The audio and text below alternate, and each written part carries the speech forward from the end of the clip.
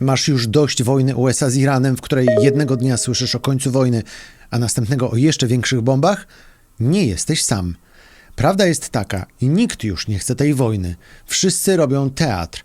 Trump musi mieć zwycięstwo, Iran musi mieć godność, Netanyahu musi mieć dowód, że wojna nie poszła na marne. Ten odcinek to historia teatru, jaki od niedawna jest grany na Bliskim Wschodzie. Za chwilę ci go pokażę. Jest czwartek, 7 maja 2026 roku. Wojciech Cegielski, zapraszam na podcast Świat. Wyjaśniamy. Na podcast Świat zaprasza Wojciech Cegielski, korespondent zagraniczny Polskiego Radia.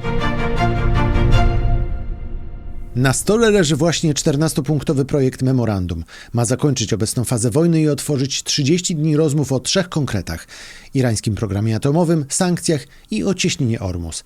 W chwili, gdy nagrywam ten odcinek, Iran mówi, że analizuje propozycje. Donald Trump mówi, że wojna może skończyć się szybko, ale równocześnie grozi powrotem bombardowań, jeśli Iran nie przyjmie warunków. Premier Izraela Benjamin Netanyahu mówi o pełnej koordynacji z USA i stawia twardy cel: usunięcie wzbogaconego materiału z Iranu oraz demontaż zdolności wzbogacania uranu. I to jest cała stawka. Nie tylko czy przestaną strzelać, tylko czy da się zakończyć wojnę tak, żeby Trump mógł powiedzieć wygrałem, a Iran mógł powiedzieć nie ulegliśmy.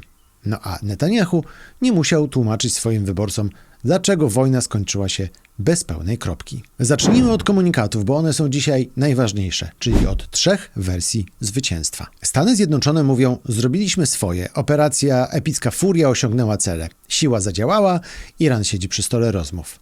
To jest opowieść, której Donald Trump bardzo potrzebuje. Najpierw bomby, potem rozmowy, a potem zdanie: wymusiliśmy porozumienie. Iran z kolei mówi, że nie daliśmy się złamać, przetrwaliśmy ataki USA i Izraela, nie kapitulujemy. Jeśli rozmawiamy, to nie na kolanach, ale z pozycji państwa, które nadal ma wszystkie karty. A Netanyahu mówi: chodziło o bezpieczeństwo, o atom, o egzystencjalne zagrożenie. Izrael nie mógł czekać. I to są 3 stolice, 3 mikrofony i 3 zwycięstwa. I teraz uwaga, bo to, co za chwilę, psuje cały ten obraz pokazywany przez polityków. Fakty są zupełnie inne, bo gdyby USA rzeczywiście zamknęły sprawę, to nie byłoby dziś nerwowego szukania 14-punktowego memorandum. Gdyby Iran był w komfortowej pozycji, nie analizowałby propozycji zakończenia wojny przez mediatorów. No i wreszcie, gdyby Izrael dostał pełne strategiczne zwycięstwo, Netanyahu nie musiałby podkreślać, że celem pozostaje usunięcie wzbogaconego materiału i demontaż zdolności wzbogacania. Wszyscy mówią: wygraliśmy. No ale wszyscy zachowują się tak, jakby potrzebowali rozmów. No to gdzie tutaj jest zwycięstwo?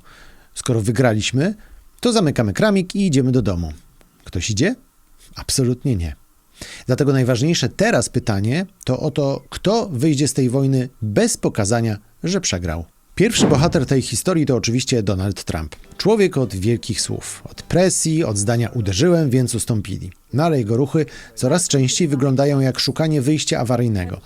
Nie dlatego, że nagle stał się pacyfistą, ale dlatego, że wojna przestała mu dawać czysto polityczny zysk. Popatrz na tę sekwencję. Trump grozi Iranowi: jeśli Iran nie przyjmie warunków bombardowania, no to mogą wrócić mocniejsze uderzenia. I to jest kij. W tym samym czasie Trump mówi, że rozmowy są dobre, że porozumienie jest możliwe, że wojna może skończyć się bardzo szybko. I to nie jest tylko marchewka, no ale to jest też wyjście dla niego samego z tej, było nie było, bardzo trudnej sytuacji. Potem pojawia się operacja Wolność, czyli plan związany z udrożnieniem cieśniny Ormus i statkami, które utknęły w kryzysie właśnie w tej Zatoce Perskiej. Projekt miał pokazać sprawczość Stanów Zjednoczonych i pomóc przywrócić ruch na jednym z najważniejszych szlaków energetycznych świata. Ale po zaledwie 2 dniach Trump ten plan wstrzymuje. I to nie był drobiazg techniczny. Według telewizji NBC Arabia Saudyjska miała odmówić udziału swojej przestrzeni powietrznej dla amerykańskich samolotów związanych z tą operacją. Część państw Zatoki miała być też zaskoczona samym ogłoszeniem tej operacji. Czyli Trump ogłasza pokaz siły, a region, który miał mu w tym pomóc, mówi: nie tak prędko. No i wszystko się wysypało. No i zobacz, Trump chce się publicznie pokazać jako silny przywódca, zostawia miejsce na rozmowy, nie mówi, że coś idzie nie tak, no ale posługuje się językiem presji, sukcesu i de facto podejmuje decyzję, która pachnie szukaniem wyjścia awaryjnego. Do tego The Economist dorzuca ważny szczegół. Blokada cieśniny Ormus rzeczywiście boli Iran. Teheran musiał ograniczać produkcję ropy i używać starych tankowców jako pływających magazynów. Ale to nadal nie dało Trumpowi tego, czego chciał najbardziej – dużych irańskich ustępstw przy stole rozmów. I to jest dokładnie problem Donalda Trumpa. Presja działa, ale nie zamienia się automatycznie w kapitulację Iranu. I tu nie chodzi o szyderę z Trumpa. Chodzi o polityczny rachunek. Trump musi zakończyć wojnę tak, żeby wyglądało, że ją wygrał. Jeśli powie, kończymy, bo więcej nic nie ugramy, no to przeciwnicy zapytają, a po co były te bombardowania? Jeśli powie, Iran tylko obiecuje, że nie będzie miał broni jądrowej, krytycy zapytają, a gdzie jest uran? Do tego zresztą za chwilę wrócimy. Jeśli Trump powie, ruch w cieśninie Ormus wraca na normy, no to rynek zapyta, czy statki naprawdę płyną? I odpowie na to cenami na stacji benzynowej. I dlatego Trump mówi teraz kilkoma językami naraz. Do swoich ludzi mówi, wygrywamy. Do Iranu, jeśli odmówicie, uderzymy mocniej. Do rynków, spokojnie, wojna się może skończyć. A do sojuszników, mamy plan. Jedna ręka pokazuje pistolet, a druga trzyma dokument do podpisu. Ale taka gra ma swój koszt. Bo im mocniejsze słowa wypowiadasz przed kamerą, tym trudniej potem podpisać kompromis. Jeśli ogłaszasz pełne zwycięstwo, no to częściowa umowa wygląda jak cofnięcie się, a jeśli mówisz, że przeciwnik musi ustąpić, rozmowa jak równy z równym wygląda jak prezent dla przeciwnika. Jeśli grozisz wielkim bombardowaniem, musisz później znaleźć sposób, żeby nie musieć tej groźby spełniać. Pamiętasz te zapowiedzi, że cała cywilizacja zniknie? No właśnie. I tu jest pierwszy zwrot. Trump nie musi chcieć pokoju z przekonania. Wystarczy, że wojna zaczyna mu szkodzić, że nie daje prostego zwycięstwa politycznego u siebie. Wystarczy, że zaczyna dotykać cen paliw, statków, sojuszników i pytania, którego żaden polityk nie lubi. Co właściwie osiągnęliśmy? Teraz jedna rzecz, która psuje cały triumfalny komunikat Donalda Trumpa. Uran. Wróćmy bowiem do tego pytania, gdzie jest irański uran, czyli materiał nuklearny? Pozwól, że wytłumaczę. Uran jest potrzebny do produkcji bomby atomowej. ONZ szacuje, że Teheran miał przed wojną 440 kg wzbogaconego uranu. Stany Zjednoczone i Izrael zbombardowały część budynków nuklearnych Iranu, ale dalej nie wiadomo, gdzie jest ten ładunek i, co ważniejsze, kto ma do niego dostęp. Czy zatem inspektorzy ONZ mogą się tego dowiedzieć? Czy Iran odda kontrolę nad swoimi zapasami, jak obiecywał to Trump? Informacje amerykańskiego wywiadu są bardzo niewygodne dla pana prezydenta. Otóż służby USA twierdzą, że najnowsza faza wojny przyniosła bardzo niewielkie szkody dla irańskiego programu nuklearnego. Politycy zarówno z USA, jak i z Izraela wiele razy mówili, pozbawiliśmy Iran zdolności nuklearnych, a wywiad mówi, Iran może zbudować bombę za jakieś 9-12 miesięcy, jeśli oczywiście będzie chciał. Tak samo szacowano w 2025 roku po 12-dniowej wojnie z Iranem. Wtedy też politycy mówili, że Iran nie ma już zdolności do budowy bomby. Oczywiście część infrastruktury w Iranie została zniszczona. Izrael i Stany Zjednoczone uderzały w ważne cele. Ale nie ma dowodu, że najnowsza faza wojny zamknęła ten problem. A to uderza w całą opowieść o pełnym sukcesie. Bo największy problem Trumpa nie polega na tym, że wojna trwa. Największy problem polega na tym, że on może skończyć wojnę bez twardego dowodu, że osiągnął jej główne cele. Jeśli celem było trwałe usunięcie problemu irańskiego atomu, to problem nie zniknął. Jeśli celem było złamanie irańskiej zdolności odstraszania, rakiety i regionalne narzędzia presji nie zniknęły, co także potwierdza amerykański wywiad. A jeśli celem było otwarcie cieśniny Ormus, no to wciąż się to nie stało. A jeśli z kolei celem było zmuszenie Iranu do kapitulacji politycznej, no to wystarczy spojrzeć na niewiarygodny trolling, jaki Iran robi Trumpowi w mediach społecznościowych. I tu widać różnicę między uderzeniem wojskowym a zwycięstwem politycznym. Możesz zniszczyć cele, możesz pokazać siłę, możesz doprowadzić przeciwnika do rozmów, ale jeśli nie masz pomysłu na rozwiązanie problemu, od którego zaczęła się wojna, musisz sprzedać ludziom trudne zadanie. Częściowy efekt to pełne zwycięstwo. Każda strona ma dziś swój niewygodny fakt. Trump ma uran, Iran ma presję i rozmowy. Netanyahu ma wojnę bez jednoznacznej kropki. Dlatego wojna przechodzi z fazy rakiet w fazę opowieści. Teraz walka idzie o słowa. Jak nazwać to, czego nie udało się zrobić? Słuchasz podcastu Świat. Jeśli ten odcinek pomaga Ci zobaczyć nie tylko nagłówki, ale mechanizm pod spodem, wyślij go jednej osobie, która ma już dość prostych haseł o tej wojnie. Teraz Iran. Otóż Iran nie musi wygrać tej wojny militarnie, żeby sprzedać ją jako polityczne przetrwanie. W Teheranie pytanie brzmi inaczej niż w telewizyjnym studiu. Czy państwo wytrzymało uderzenia USA i Izraela? czy nie pękło, czy nie straciło twarzy. Czy może powiedzieć własnym ludziom, nie podpisaliśmy niczego pod pistoletem. Dlatego Iran mówi teraz dwoma głosami. Pierwszy głos jest dyplomatyczny. Rzecznik MSZ mówi, że amerykańska propozycja jest analizowana i że Iran pokaże swoją opinię stronie pakistańskiej, która mediuje w tym sporze. To jest krótki, chłodny język procedury do mediatorów. Ale drugi głos jest twardy. Irańscy politycy mówią, że USA nie dostaną w rozmowach tego, czego nie zdobyły wojną. Padają słowa o gotowości, odwecie i o palcu na spuście. A teraz dochodzi jeszcze trzeci element – kpina. Mohamed Galibaf, ważna twarz irańskich rozmów i szef parlamentu, kpił z przerwy w amerykańskiej operacji w cieśninie Ormus. Dla Teheranu to prezent propagandowy. Stany Zjednoczone ogłosiły operację, region się przestraszył, Saudowie mieli odmówić przestrzeni powietrznej, a Trump zrobił krok w tył. Iran może powiedzieć swoim ludziom: widzieliście? To nie my pękliśmy. Na papierze to zgrzyta. W praktyce to mogą być 4 różne przekazy. Do mediatorów rozmawiamy, do własnych ludzi nie ustępujemy, do USA nie mylcie rozmów ze słabością, a do regionu USA i Iran nas nie złamały. I tu dochodzimy do najważniejszej kwestii na Bliskim Wschodzie – do twarzy. Na Bliskim Wschodzie twarz nie jest dekoracją polityki. Twarz jest narzędziem władzy. Nie chodzi o żadną egzotykę, chodzi o prosty mechanizm. Jeśli przywódca wygląda, jakby ustąpił pod presją, przeciwnicy zewnętrzni to wykorzystują. Przeciwnicy wewnętrzni też. Wojsko, twarda linia, ulica, sojusznicy i wrogowie. Oni wszyscy patrzą, czy państwo zachowało godność. Dlatego Iran nie może powiedzieć: chcemy końca wojny, bo ona nas boli. Musi powiedzieć: przetrwaliśmy, nie ustąpiliśmy, jesteśmy gotowi do walki, a teraz rozmawiamy. To dlatego, że druga strona zrozumiała granice siły. I to jest propaganda. No ale propaganda w takiej wojnie nie jest dodatkiem, ale jest narzędziem. Jeśli Teheran ma przyjąć rozejm, musi go opakować tak, żeby to wszystko nie wyglądało jak kapitulacja. I tu jest drugi zwrot. Iran nie wygrał w tej wojny w prostym militarnym sensie, ale może próbować wygrać opowieść o przetrwaniu. A w polityce przetrwanie często sprzedaje się jak zwycięstwo. Trochę tak jak Hamas po kolejnych wojnach z Izraelem. Pamiętam to zresztą z Gazy, kiedy tam byłem. Za każdym razem po wojnie Gaza była w ruinie, Hamas miał 1000 bojowników mniej, a mimo to mówił: wygraliśmy to, nie daliśmy się Izraelowi i ludzie to kupowali. To wszystko ma konkretne skutki przy stole rozmów. Jeśli USA publicznie upokorzą Iran, Teheranowi trudniej będzie przyjąć porozumienie. Jeśli porozumienie będzie wyglądało jak układ równych stron, Trumpowi trudniej będzie sprzedać pełne zwycięstwo. Jeśli dokument ominie szczegóły, Netanyahu powie: to tylko papier.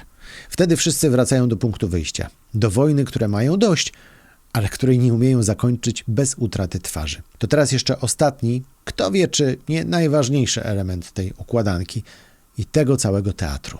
Benjamin Netanyahu, premier Izraela. On nie jest głównym bohaterem tego odcinka, ale całkowicie zmienia perspektywę. Bo na pierwszy rzut oka wojna kończy się na linii Teheran, Stany Zjednoczone, Waszyngton.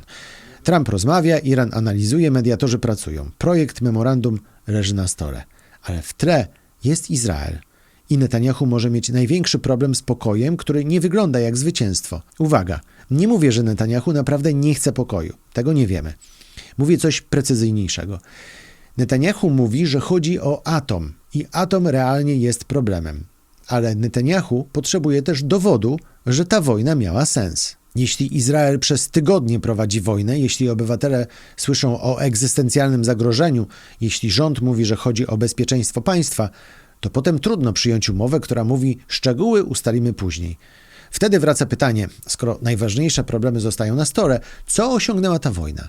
To pytanie może zniszczyć każdy triumfalny komunikat. Netanyahu to rozumie, dlatego mówi o pełnej koordynacji z Trumpem, ale jednocześnie stawia bardzo twardy cel: usunięcie całego wzbogaconego materiału z Iranu i demontaż irańskich zdolności wzbogacania. Stawia poprzeczkę bardzo wysoko.